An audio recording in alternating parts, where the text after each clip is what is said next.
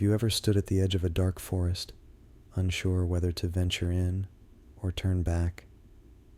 That's exactly how investigators felt the morning they discovered a single blood-stained shoe on the steps of an old house in Maplewood, a house rumored to be the meeting place of a secret cult. I'm glad you're here. Listen closely. On a crisp October morning, 21-year-old Lily Meadows vanished without a trace. Her car was found abandoned on an empty road, hazard lights still flashing, front door wide open, and a box of personal letters scattered across the passenger seat. No sign of struggle at first glance, yet something felt terribly off. Suspicion grew quickly. Some whispered that Lily was desperate to escape her controlling parents. Others believed she was in over her head with the wrong crowd. But one rumor rose above the rest. Whispers of a hidden group operating under the cover of night, calling themselves the White Moon Circle. People in town used hushed tones when mentioning that name. They'd exchange wary glances, then casually change the subject, as if saying too much might summon dark attention. So why were the letters in her car arranged in a strange circular pattern? And why was there a single candle stub, half melted, resting on top of them? No one claimed to have any knowledge of cult activities. The authorities, however, couldn't ignore the bizarre coincidences.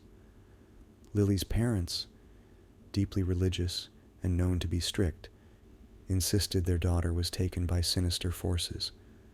Her mother, eyes swollen from days of crying, said in a trembling voice, They have her now. I just know it.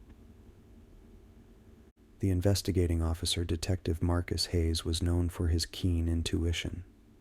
He'd solved more missing person cases than anyone else in the region, but something about Lily's disappearance rattled him.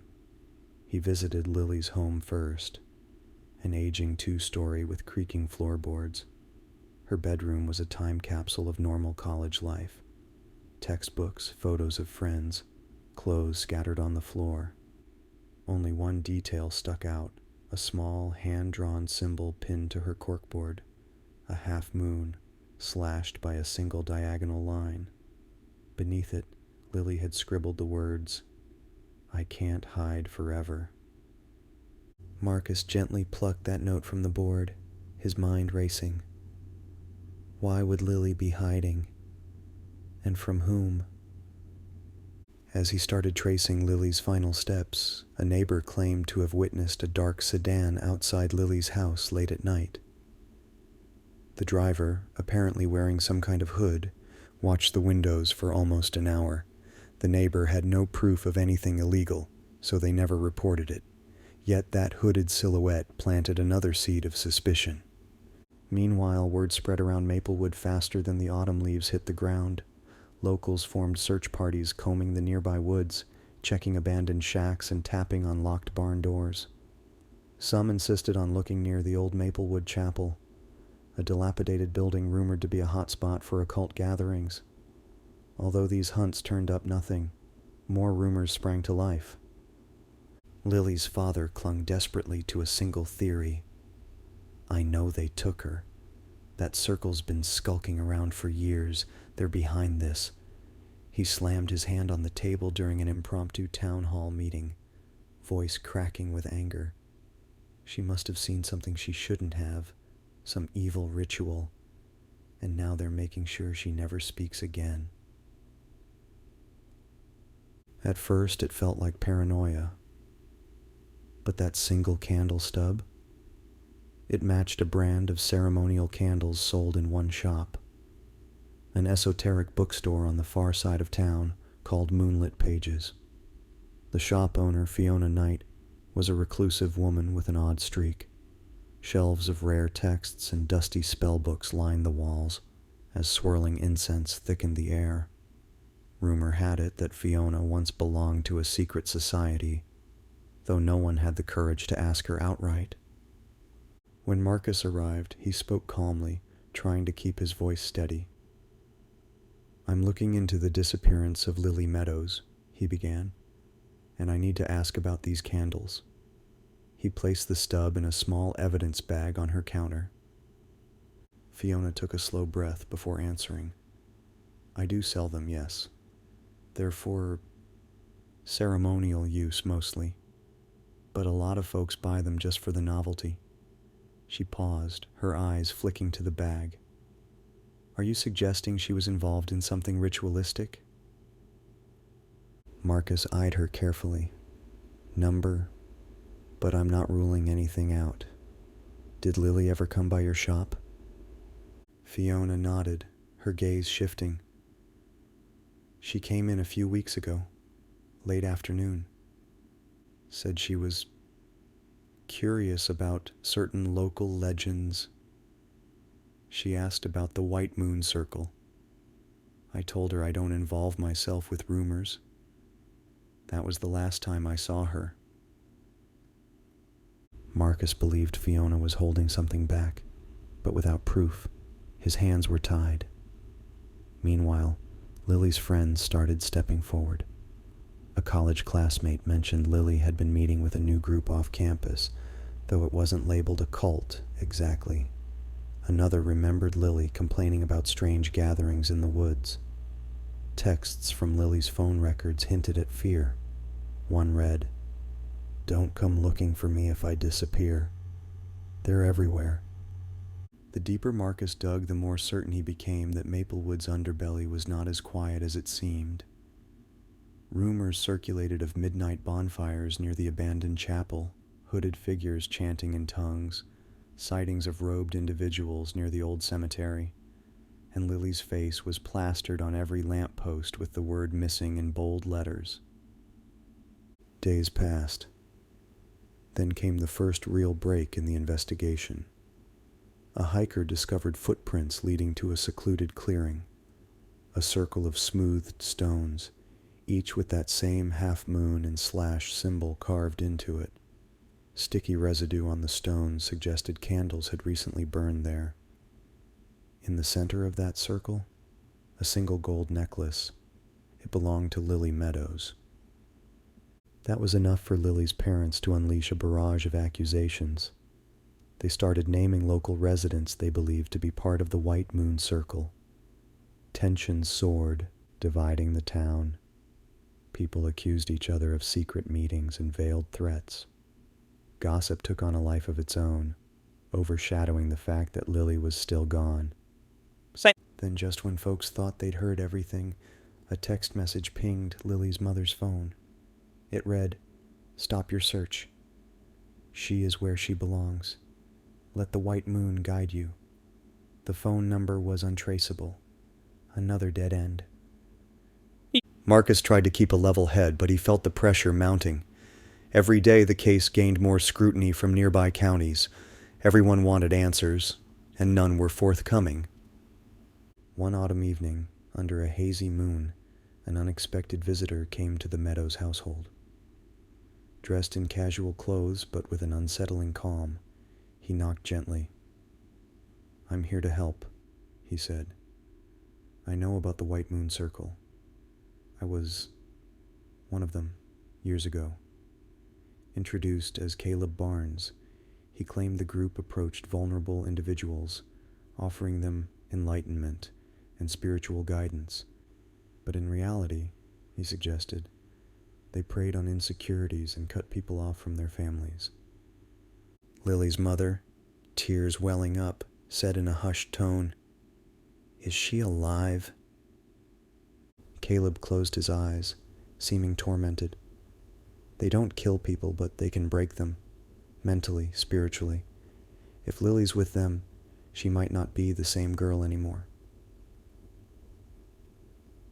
Naturally, Marcus wanted to interview Caleb. The man seemed cooperative, up to a point. He described gatherings where new members pledged loyalty under moonlit skies, surrendering their personal items into a ceremonial fire. When asked for proof, Caleb was vague. He insisted that any documents or pictures were destroyed to prevent a trail. Marcus pressed him. "If you left that group, why come forward now?" Caleb's voice caught in his throat. I can't let them ruin another life. And seeing Lily's face on those posters, it brought back memories I wish I could forget. Were his intentions truly noble, or was he manipulating the case? Maplewood residents couldn't decide. Some believed him to be a courageous whistleblower. Others said he was an opportunist, using Lily's disappearance for attention. Either way, the seeds of suspicion grew. One by one, the supposed members of this White Moon Circle were either discredited or had alibis for the night Lily vanished. A high school teacher, a local librarian, even a friendly barista at the coffee shop downtown. Each time, the rumor mill pointed to a new suspect, only to have that lead crumble under scrutiny. But the cryptic text messages continued, fueling the hysteria. Late one night, Marcus got an urgent call from a watchman at the old Maplewood chapel. "You better come quick," the voice trembled. Strange chanting, and I'm sure I saw a woman matching Lily's description slip inside. Marcus raced over, adrenaline spiking. The chapel door was slightly ajar, the faint echo of whispered voices drifting through the halls. His flashlight cut through the dust motes. Step by cautious step, he moved deeper inside, following the murmur of voices. "Lily?" he called out quietly. No response.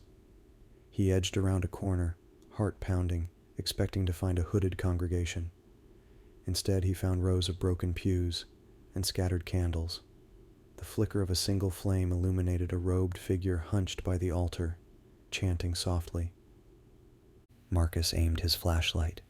"Don't move." The figure stood, then bolted toward a hidden door. Marcus chased, but in the confusion he tripped over a loose floorboard. By the time he scrambled to his feet, the figure had vanished into the night. Though his search continued, all he found was a piece of cloth from the robe, torn and left behind on a pew. There was no sign of Lily.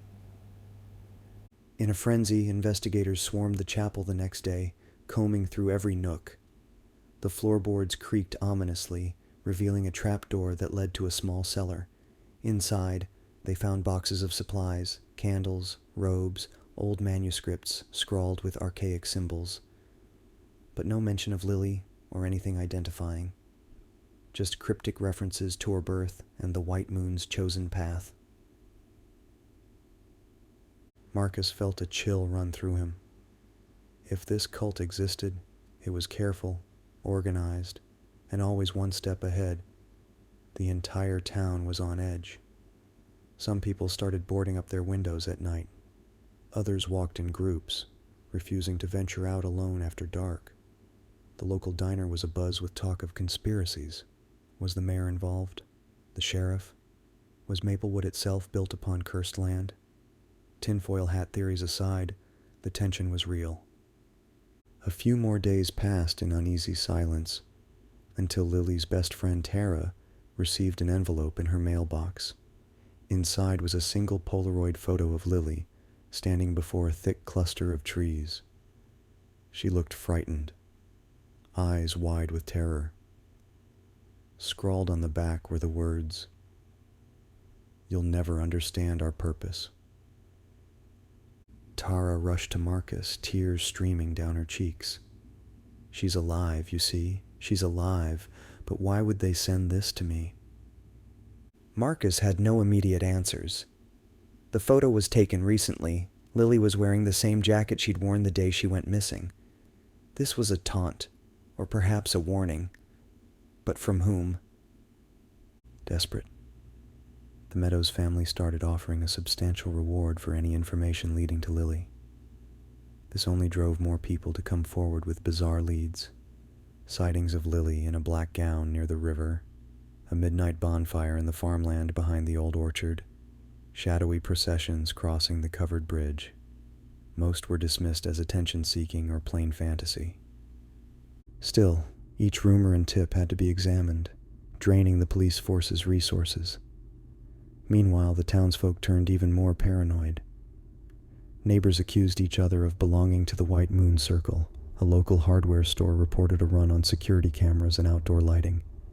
Marcus, unable to shake the feeling that they were missing a key piece, revisited the evidence. The candle stub, the abandoned car, the footprints, the circle of stones, the cryptic text messages. One detail surfaced: Lily's notes from her classes. She'd written an essay on fringe religions and social control. A final line in that essay read, "The greatest threat is the one that looks benign until it's too late." Could it be a coincidence? Or did Lily's research lead her to the White Moon Circle, right into the jaws of danger? Growing desperation led Marcus to confront Fiona Knight again at Moonlit Pages. This time her demeanor was cooler. "Detective, I already told you everything I know." But as Marcus pressed her about the group's existence, she admitted to hearing rumors of clandestine rituals for spiritual purification. She refused to name names, claiming fear for her safety, yet she hinted that the cult had powerful connections, enough to vanish without a trace when threatened. Maplewood now felt like a town under siege by an invisible force. Friends turned into suspicious strangers overnight. The White Moon Circle, if real, was orchestrating a campaign of fear, making a public spectacle of Lily's disappearance, while carefully concealing every clue that could crack the case. Late one afternoon, Lily's father marched into the police station with fresh hope. He'd found Lily's journal hidden under a loose floorboard in her bedroom. The last entry read, "I'm not sure I can stay quiet anymore. Tonight I confront them with proof. If something happens to me, it's on them." That was dated the very day she vanished. What proof did she have? And against whom? The question gnawed at Marcus's mind. Then, just as the community braced for another wave of panic, an unexpected calm settled.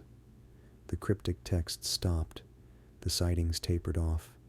It was as though the very soul of Maplewood held its breath. Weeks passed, with only silence in Lily's wake. The town began to assume the worst. People replaced missing flyers with "in loving memory" ribbons, preparing for tragedy. But Marcus refused to label it a cold case. Something still gnawed at him, that pang in his gut telling him Lily was out there. He read the journal entry again and again, noticing how Lily underlined the word "them" 3 times.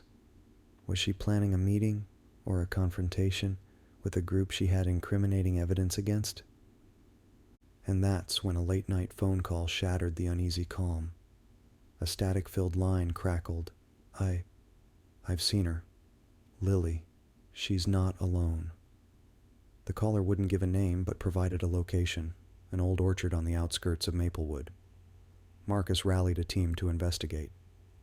They found trampled grass, melted candle wax near a large oak tree, and footprints, a lot of them. Claw marks on the tree trunk suggested a brief struggle. A small piece of fabric matching Lily's jacket was discovered snagged on a broken branch. And scrawled in the dirt was that half moon slashed by a diagonal line. Had Lily been there against her will, or was she a willing participant in some bizarre ritual? At this point, the rumor mill overflowed with theories. Maybe Lily joined the cult to escape her strict home life. Maybe the cult abducted her after she threatened to expose them. Maybe the White Moon Circle was a cover name for something far more sinister. A group that harnessed fear to control an entire community. Everyone had a guess, but no one had the truth. And so the case remains unsettlingly open. Despite the best efforts of Detective Marcus Hayes, the search for Lily Meadows continues. Some say she's hidden in a remote compound, brainwashed by cult leaders. Others believe she found a new identity out of state, leaving all the chaos behind. A handful maintain that she met with foul play on that eerie orchard night. Yet one final clue emerged just days ago. Lily's locket, discovered by a fisherman near the creek that runs through the orchard. How it ended up there is anyone's guess, but the possible connection to the White Moon Circle can't be ignored.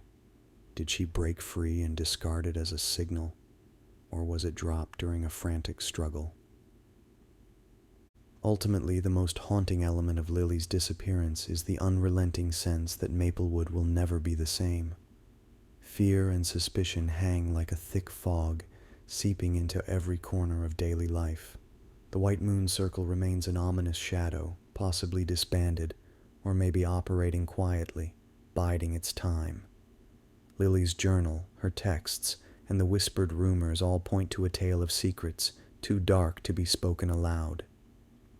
Was Lily truly onto something so dangerous that it forced her into hiding, or worse? And if the White Moon Circle did claim her, how far does their influence reach?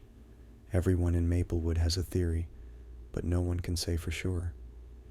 Even those who claim to have escaped the group refuse to speak openly, as though an invisible force watches their every move. So where is Lily Meadows? And what truly happened to her? The question lingers like a half-forgotten nightmare, waiting to resurface with every new moon. Let's just hope that someday the truth emerges, if the truth can even be recognized after all these layers of secrecy.